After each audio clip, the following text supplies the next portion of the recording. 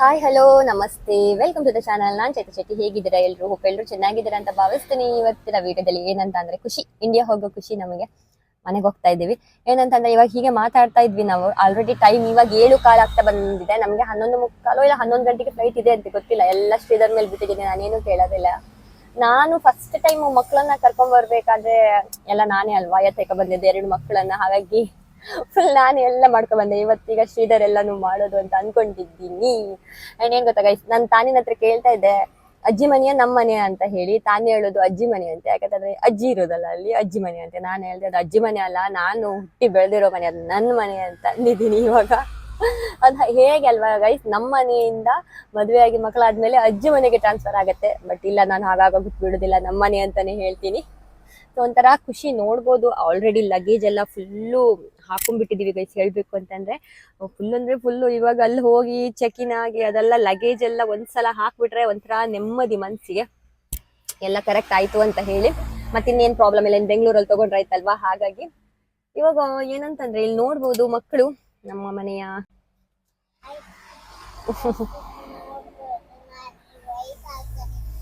Okay, ಇಲ್ಲಿ ನೋಡ್ಬೋದು ನಮ್ಮ ಚಿಕ್ಕ ಮಗು.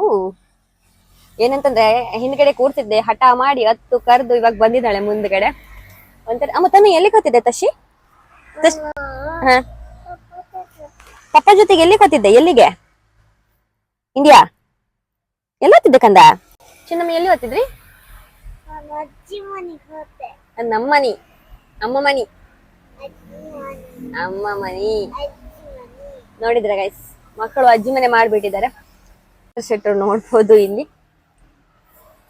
ನಮಗೀಗ ಇಲ್ಲಿ ಪಿಕ್ ಮಾಡೋದಕ್ಕೆ ಬರ್ತಾರಲ್ವಾ, ಅಲ್ಲಿ ನಮ್ಮನ್ನ ಬಿಟ್ಟು ಬಿಟ್ಟು ಬರ್ತಾರೆ. ಹಾಗಾಗಿ ಬಾಲಿದು ಏರ್ಪೋರ್ಟ್ ಹೇಳ್ಬೇಕಂತಂದ್ರೆ ತುಂಬಾ ಚೆನ್ನಾಗಿರುತ್ತೆ. ಬಾಲಿಯಲ್ಲಿ ಯಾವಾಗ್ಲೂ ನನ್ನ ವಿಡಿಯೋಸ್ ಅಲ್ಲಿ ನಾನು ಹೇಳ್ತಾ ಇರ್ತೀನಿ, ಮೇನ್ ಏನಪ್ಪಾ ಅಂತಂದ್ರೆ ಕ್ಲೀನ್ನೆಸ್ ಇರ್ಬೋದು. ಹಾಗೇನೆ ಅವರು ಟ್ರೆಡಿಷನ್ ಅನ್ನ ತುಂಬಾ ಚೆನ್ನಾಗಿ ಮೇಂಟೈನ್ ಮಾಡ್ತಾರೆ. ಅವ್ರದ್ದು ಏನ್ ಮೇನ್ ಇರುತ್ತೆ ನೋಡಿ, ಅದೇನೇ ಇರುತ್ತೆ. ಒಂಥರ ಇಷ್ಟ ಆಗುತ್ತೆ ನೋಡೋದಕ್ಕೆ. ಟೆಂಪಲ್ ತರ ಹೋಗ್ಬೇಕಾದ್ರೆ ಎಂಟ್ರೆನ್ಸ್ ಅಲ್ಲೇ ಹಾಕಿರ್ತಾರೆ. ಹಾಗೆ ನಮ್ಮ ಲಗೇಜ್ ಎಲ್ಲ ನೋಡ್ಬೋದು, ಆಲ್ಮೋಸ್ಟ್ 80 kg ತನಕ ಫಿಲ್ ಮಾಡ್ಕೊಂಡು ಬಂದಿದ್ದೀವಿ. ಇಂಡಿಗೋ ನಾವು ಫ್ಲೈಟ್ ಅಲ್ಲಿ ಬಂದಿದ್ದು. ಸೊ ಇವಾಗ ಊಟ ಎಲ್ಲ ಆಯ್ತು. ಜಸ್ಟ್ ಊಟ ಅಂತಂದ್ರೆ ತಿಂಡಿ ತಿಂದಿದ್ದಷ್ಟೇ. ಬೆಳಿಗ್ಗೆ ಸುಮಾರು ಒಂದು 11:30ಗೆ ಟೇಕ್ ಆಫ್ ಇರೋದು. ಸೊ ಹಾಗಾಗಿ ಇವಾಗ ಊಟ ಮಾಡ್ಕೊಂಡು ತಿಂಡಿ ಎಲ್ಲ ತಿಂದು, ಇಡ್ಲಿ ಮತ್ತೆ ವಡೆ ಎಲ್ಲ ಇತ್ತು, ಅದನ್ನೆಲ್ಲ ತಿಂದಾಯ್ತು. ಸೊ ತಿನ್ಕೊಂಡು ಇವಾಗ ಕೂತಿದ್ದೀನಿ. ಶ್ರೀಧರ್ ಏನಾದ್ರು ತರೋಣ ಅಂತ ಹೋಗಿದ್ದಾರೆ, ಚಾಕ್ಲೇಟ್ಸು ಮತ್ತೆ ಅದೆಲ್ಲ ತರೋಣ ಅಂತ ಹೇಳ್ಬಿಟ್ಟು. ಮತ್ತೆ ಮಕ್ಕಳನ್ನ ಕರ್ಕೊಂಡು ಹೋಗೋದಕ್ಕೆ ರಗಳೆ ಆಗುತ್ತಲ್ವಾ. ಹಾಗಾಗಿ ಯಾ, ಮಕ್ಕಳು ನೋಡ್ಬೋದು ಗೈಸ್, ತುಂಬಾನೇ ಖುಷಿಯಲ್ಲಿದ್ದಾರೆ ಅಂತಾನೆ ಹೇಳ್ಬೋದು. ಆಟ ಆಡ್ಕೊಂಡು ಮಜಾ ಮಾಡ್ತಾ ಇದ್ದಾರೆ. ಇಂಡಿಯಾಕ್ಕೆ ಹೋಗೋ ಖುಷಿ ಹೊಟ್ಟೆ ತುಂಬಲ್ಲ. ನಾನು ಯಾವಾಗ್ಲೂ ಹೇಳ್ತೀನಲ್ವಾ, ನನ್ನ ಮಕ್ಳಿಗೆ ಹೊಟ್ಟೆ ತುಂಬಿಸ್ಬಿಟ್ರೆ ಸಾಕು, ಅವರಷ್ಟಕ್ಕೆ ಅವರು ರೆಡಿ ಆಗ್ತಾರೆ ಎಲ್ಲ ಆಟ ಆಡ್ಲಿಕ್ಕೆ, ಅದೆಲ್ಲ ಮಾಡ್ಲಿಕ್ಕೆ ಅಂತ ಹೇಳಿ.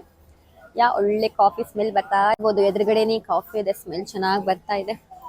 ನೋಡ್ಬೋದು ಅಲ್ಲಿ ಫ್ಲೈಟ್ ಕೂಡ ಹಾಗೆ ಹೋಗ್ತಾ ಇದೆ. ನಮ್ಮ ಫ್ಲೈಟ್ ಬರೋ ಹೊತ್ತಾಯ್ತು, ನಾವು ಕೂಡ ಈಗ ಹೊರಡ್ಬೇಕು. ಹಾಗೆ ಏನಂತಂದ್ರೆ ಫುಲ್ಲು ನಾವು ಆಚೆ ಈಚೆ ಎಲ್ಲ ಮಕ್ಳಿದ್ವಲ್ಲ, ಹಾಗಾಗಿ ಸುತ್ತಾಡ್ಕೊಂಡು ಲಗೇಜ್ ಎಲ್ಲ ಹಾಕಿ ಹೊರಡ್ಬೇಕಾದ್ರೆ ನಮ್ದು ಕಾಲಿಂಗ್ ಬರ್ತಾ ಇತ್ತು. ಲಾಸ್ಟ್ ಕಾಲಿಂಗ್ ಚೈತ್ರ ಶ್ರೀಧರ್ ಶೆಟ್ಟಿ ಹಾಗೆ ಇವ್ರ ಹೆಸರೆಲ್ಲ ಹೇಳ್ತಾ ಇದ್ರು. ಯಾಕಂದ್ರೆ ತುಂಬಾ ಲೇಟ್ ಆಗಿತ್ತು. ಆಮೇಲೆ ಲೇಟ್ ಆಗ್ತಾ ಇದೆ ಅಂತ ಹೇಳಿ ಮತ್ತೆ ಫಾಸ್ಟ್ ಆಗಿ ಹೋಗ್ತಾ ಇದ್ವಿ. ಯಾವತ್ತೂ ಕೂಡ ನಾವು ಆನ್ ಟೈಮ್ ಅಲ್ಲಿ ಇರ್ತೀವಿ, ಹೀಗೆಲ್ಲ ಮಾಡಲ್ಲ. ಬಟ್ ಇದ್ಯಾಕೋ ಗೊತ್ತಿಲ್ಲ, ಅಲ್ಲೆಲ್ಲ ಸ್ವಲ್ಪ ತಿರ್ಗಾಡ್ಕೊಂಡು ಒಂಥರ ಬೇಜಾರಂತಾನೆ ಹೇಳ್ಬೋದು.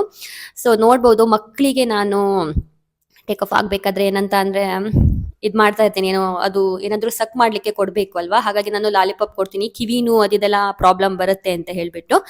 ನಾರ್ಮಲಿ ಇದು ಎಲ್ಲರಿಗೂ ಗೊತ್ತಿರುವಂತ ವಿಷಯನೇ ಅಲ್ವಾ. ಹಾಗೆ ನಾನು ಈ ವಿಡಿಯೋಸಿಗೆ ವಾಯ್ಸ್ ಓವರ್ ಕೊಡ್ಬೇಕಾದ್ರೆ ತುಂಬಾ ಬೇಜಾರು ನನಗೆ. ಯಾಕಂತಂದ್ರೆ ಗೊತ್ತಿದೆ ಅಲ್ವಾ, ಏರ್ ಕ್ರ್ಯಾಶ್ ಆಗಿದೆ, ತುಂಬಾ ಬೇಜಾರಾಗುತ್ತೆ. ಆ ವಿಮಾನದಲ್ಲಿ ಎಷ್ಟೊಂದು ಆಸೆಗಳನ್ನ ಹೊತ್ತು ಹೋಗಿರ್ತಾರೆ ಅಲ್ವಾ. ನನ್ಗೆ ಅವ್ರು ಯಾರು ಏನು ಯಾರಿಗೂ ಗೊತ್ತಿರಲ್ಲ, ಬಟ್ ಅದೇನೋ ಒಂಥರ ಕನೆಕ್ಷನ್ ಅನ್ನೋದು ಇರುತ್ತೆ. ಹಾಗಾಗಿ ನನಗೆ ತುಂಬಾ ಬೇಜಾರಾಗೋದು ಅದೆಲ್ಲ ನೋಡಿದಾಗ. ಮನ್ಸಿಗೆ ಏನೋ ಒಂಥರ ನೋವು ಹೇಳೋದಕ್ಕಾಗೋದಿಲ್ಲ. ಸೊ ಹಾಗೆ ನಾನು ಕೂಡ ವಿಡಿಯೋಸ್ ನೋಡ್ತಾ ಇದ್ದೆ. ಸೊ ನಂದು ಒಂದು ಕೆಲವೊಂದೆಲ್ಲ ಮೆಮೊರೀಸ್ ಇದೆ ಅಲ್ವಾ, ಹಾಗೆ ಎಡಿಟ್ ಮಾಡಿಬಿಡೋಣ ಅಂತ ಹೇಳಿ. ಯಾಕೋ ಗೊತ್ತಿಲ್ಲ ಗೈಸ್, ಈಗೀಗ ನನಗೆ ಯೂಟ್ಯೂಬ್ ವಿಡಿಯೋಸ್ ಮಾಡೋದಿರ್ಬೋದು ಅದೆಲ್ಲ ಅಷ್ಟೊಂದು ಇಂಟ್ರೆಸ್ಟೇ ಇರಲ್ಲ. ಇವತ್ತು ಅದೆಲ್ಲ ನೋಡ್ತಾ ಇದ್ದೆ. ಸೊ ಒಂದು ನೆನ್ಪು, ಒಂಥರ ಖುಷಿ ಮೆಮೊರಿ. ಜೀವನದಲ್ಲಿ ಏನೂ ಅಲ್ಲ, ಒಂದು ಏನು ಮೆಮೊರಿ ಮಾಡಿರ್ತೀವಿ ಅದೇ ಅಂತ ನಾನು ಅನ್ಕೊಂತೀನಿ. ಯಾರ್ದೇನು ಏನೂ ಹೇಳೋದಕ್ಕಾಗಲ್ಲ. ತುಂಬಾ ಬೇಜಾರಾಯ್ತು ನನಗೆ ನಿಜ ಹೇಳಬೇಕು ಅಂತ ಅಂದ್ರೆ. ಮಕ್ಕಳು ನೋಡ್ಬೋದು ತುಂಬಾನೇ ಎಂಜಾಯ್ ಅಲ್ಲಿ ಇದ್ರು. ನನ್ನ ಮಕ್ಳಿಗೆ ಹಾಗೆ ಎಲ್ಲಿಗೆ ಆದ್ರೂ ಅಷ್ಟೇ ಕರ್ಕೊಂಡು ಹೋಗೋದಿರ್ಬೋದು, ಏನು ತೊಂದರೆ ಕೊಡೋದಿಲ್ಲ ಅವರು. ಸೈಲೆಂಟ್ ಆಗಿರ್ತಾರೆ. ಸ್ವಲ್ಪ ಸ್ವಲ್ಪ ನಿದ್ದೆ ಮಾಡೋದು ಹಾಗೇನೆ ಇದು ಮಾಡ್ತಾ ಇದ್ರು. ನನಗೆ ನಿದ್ದೆ ಬರ್ತಿಲ್ಲ ಇತ್ತು. ನನಗೆ ಮಕ್ಳು ಎಲ್ಲಿ ಬಿದ್ದೋಗ್ತಾರೋ ಹಾಗೆ ಹೀಗೆ ಫೀಲ್ ಆಗ್ತಾ ಇತ್ತು. ಇಬ್ರಿಗೂ ಕೂಡ 2 ಸೀಟ್ ಇರುತ್ತೆ. ಅವಳು ಚಿಕ್ಕವಳಿಗೂ ಟಿಕೆಟ್ ಇತ್ತು, ಹಾಗೆ ಇವಳಿಗೂ ಇತ್ತು. ಫ್ಲೈಟಲ್ಲೆಲ್ಲ ಹಾಗೆ 2 ವರ್ಷ ಆಯಿತು ಅಂತ ಅಂದರೆ ಮಕ್ಕಳಿಗೆ ನಮ್ಮಷ್ಟೇ ಟಿಕೆಟ್ ಇದ್ದು ಬಿಡುತ್ತೆ. ಇಲ್ಲಿ ನೋಡ್ಬೋದು ಶ್ರೀಧರ್ ಅವರು ಕೂಡ ತುಂಬ ಚೆನ್ನಾಗಿ ನಿದ್ದೆ ಮಾಡಿಕೊಂಡು ಬರ್ತಾಯಿದ್ರು. ನಾನು ಅದನ್ನು ಕೂಡ ಶೂಟ್ ಮಾಡ್ಕೊಂಡಿದ್ದೀನಿ. ಮಕ್ಕಳು ನೋಡ್ಬೋದು ಎಷ್ಟು ಚೆನ್ನಾಗಿ ನಿದ್ದೆ ಮಾಡಿದ್ದಾರೆ ಅಂತ ಹೇಳಿ. ಹಾಗೆ ಒಂಥರ ಚೆನ್ನಾಗಿತ್ತು ಊರಿಗೆ ಹೋಗೋ ಖುಷಿ. ನನಗಂತೂ ನಿದ್ದೆ ಬರ್ತಾ ಇರಲಿಲ್ಲ ಇತ್ತು. ಫೇಸ್ ಎಲ್ಲ ಸಿಕ್ಕಾಪಟ್ಟೆ ಡ್ರೈ ಡ್ರೈ ಆಗ್ತಾ ಇತ್ತು.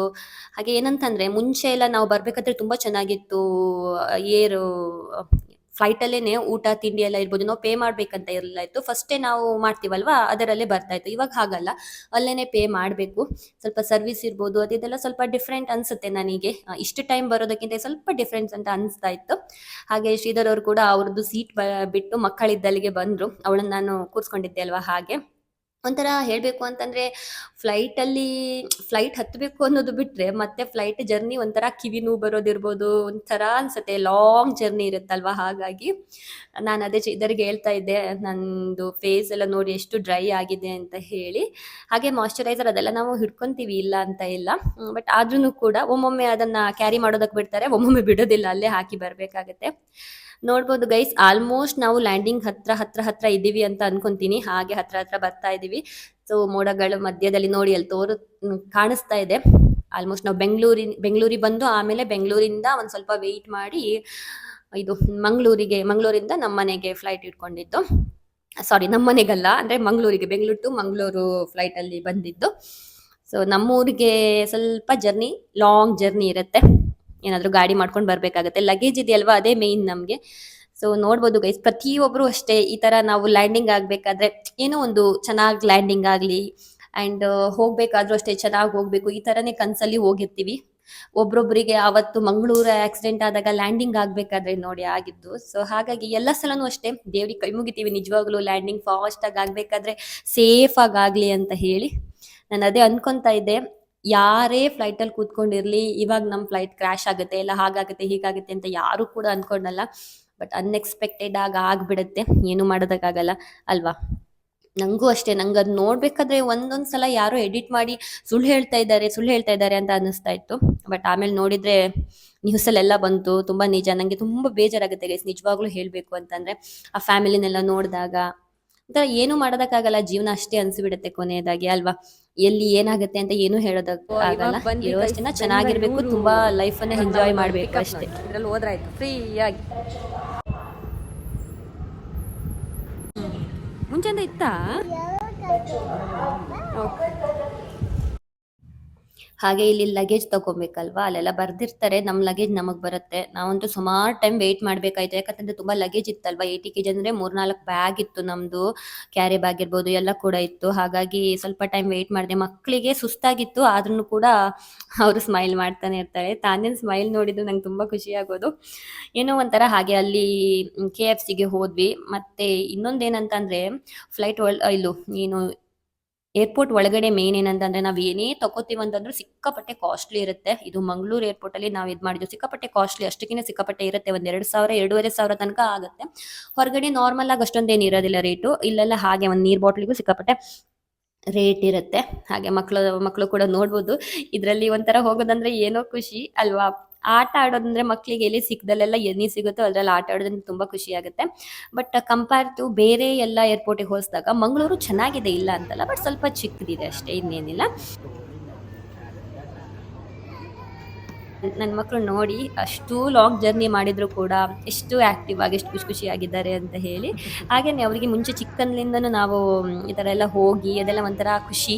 ನಮ್ಗೆ ಬೇರೆ ಎಲ್ಲೂ ವೆಯ್ಟಿಂಗ್ ಇರಲಿಲ್ಲ ಇತ್ತು. ಮಂಗಳೂರು ಏರ್ಪೋರ್ಟಲ್ಲಿ ಬಂದು ಒಂದು 3-4 ಗಂಟೆ ವೆಯ್ಟ್ ಮಾಡಿದ್ವಿ. ಬೆಂಗಳೂರು ಏರ್ಪೋರ್ಟಲ್ಲಿ ಒಂದು 3-4 ಗಂಟೆ ವೆಯ್ಟ್ ಮಾಡಿದ್ದು. ಸುಸ್ತಾಗೋಯಿತು. ಇದಿಷ್ಟು ನನ್ನ ಬಾಲಿಯಿಂದ ಊರಿಗೆ ಬರೋ ಜರ್ನಿ ಅಂತಲೇ ಹೇಳ್ಬೋದು. ಓಕೆ ಗೈಸ್, ಇವತ್ತಿನ ವೀಡಿಯೋನ ಇಲ್ಲಿಗೆ ಎಂಡ್ ಮಾಡ್ತೀನಿ. ಹೋಪ್ ನಿಮಗೆ ಇಷ್ಟ ಆಗಿರ್ಬೋದು ಅಂತ ಭಾವಿಸ್ತೀನಿ. Thank you for watching. ಮುಂದಿನ ವೀಡಿಯೋದಲ್ಲಿ ನೋಡೋಣ, ಆದಷ್ಟು ಬೇಗ ಮೀಟ್ ಆಗೋಣ.